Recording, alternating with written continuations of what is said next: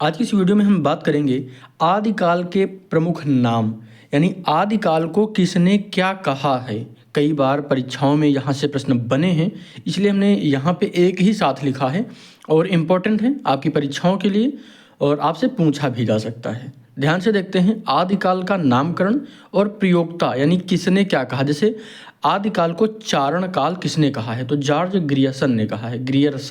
George Grierson, ये याद रखिएगा, आपसे पूछा जा सकता है बहुविकल्पीय परीक्षा में, बहुविकल्पीय प्रश्न में पूछा जा सकता है, किसी भी परीक्षा में पूछा जा सकता है, याद रखना है।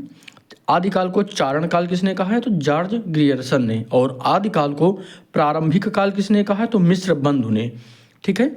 और आदिकाल को बीजोपन काल किसने कहा है, तो आचार्य महावीर प्रसाद द्विवेदी जी ने। और आदिकाल को वीरगाथा काल किसने कहा है, तो आचार्य रामचंद्र शुक्ल जी ने कहा है। और आगे देखेंगे आदिकाल को सिद्ध सामंत काल किसने कहा है। क्या सिद्ध सामंत काल किसने कहा है, आदिकाल को सिद्ध सामंत काल किसने कहा है, पंडित राहुल सांकृत्यायन ने। ठीक है।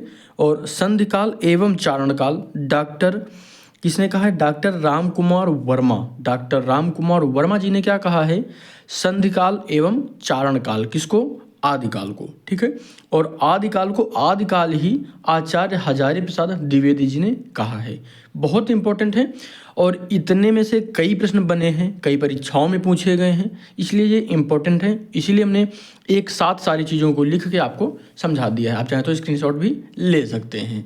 सब्सक्राइब जरूर करिएगा। धन्यवाद।